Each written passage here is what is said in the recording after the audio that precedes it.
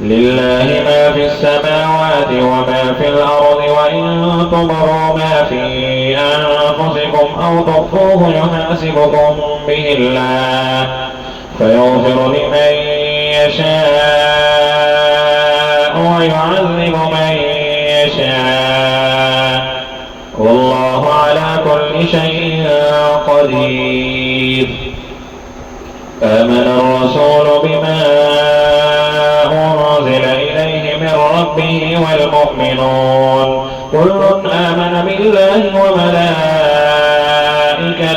وكتبه ورسله لا نفرق بين أحد من رسله وقالوا سمعنا وأطعنا غفرانك ربنا وإليك المصير.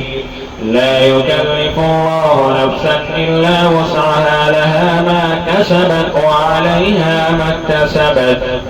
ربنا لا تؤاخذنا إن نسينا أو أخطأنا ربنا ولا تحمل علينا إصرا كما حملته على الذين من قبلنا ربنا ولا تحملنا ما لا طاقة لنا به واعف عنا